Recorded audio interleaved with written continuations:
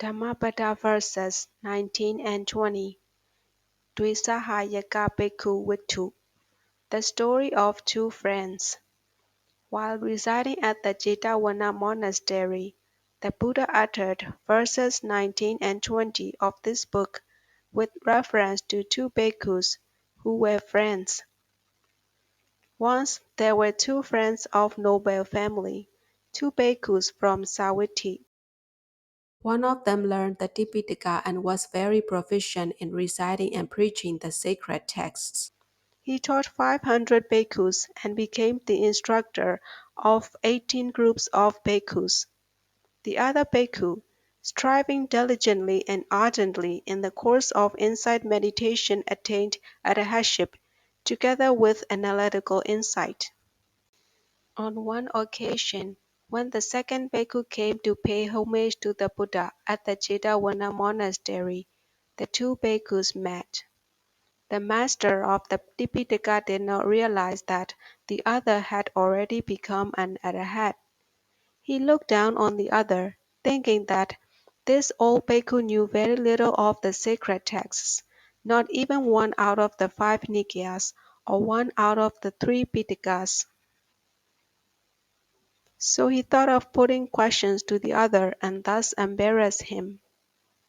The Buddha knew about his unkind intention, and he also knew that as a result of giving trouble to such a noble disciple of his, the learned bhikkhu would be reborn in a lower world.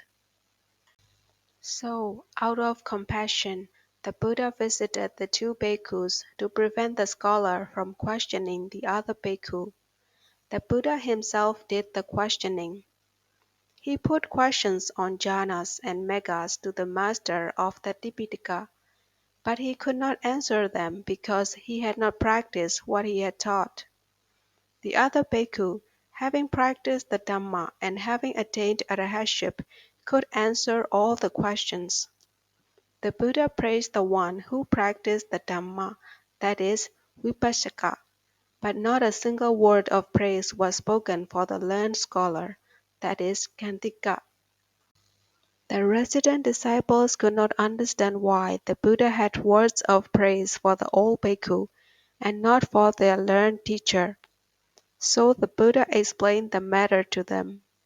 The scholar who knows a great deal but does not practice in accordance with the Dhamma is like a cowherd who looks after the cows for wages, while the one who practices in accordance with the Dhamma is like the owner who enjoys the 5 kinds of produce of the cows. The 5 kinds of produce of the cows are milk, cream, butter, buttermilk, and ghee. Thus, the scholar enjoys only the services rendered to him by his pupils, but not the benefits of Megha-phala. The other bhikkhu, though he knows little and recites only a little of the sacred texts, having clearly comprehended the essence of the Dhamma and having practiced diligently and strenuously, is an Anudhammasari, who has eradicated passion, ill will, and ignorance. His mind, being totally free from moral defilements and from all attachments to this world as well as to the next, he truly shares the benefits of Megha-phala. Anudhammasari is one who practices in conformity with the Dhamma. Then the Buddha spoke in verse as follows. Verse 19. Though he recites much the sacred texts, Tipitaka, but is negligent and does not practice according to the Dhamma, like a cowherd who counts the cattle of others, he has no share in the benefits of the life of a bhikkhu, that is, Megha-phala. Verse 20.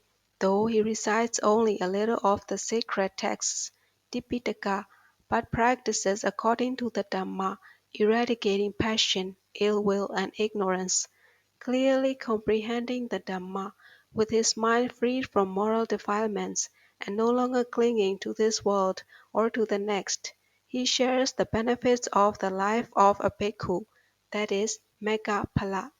End of chapter 1. The pairs Yamagawaka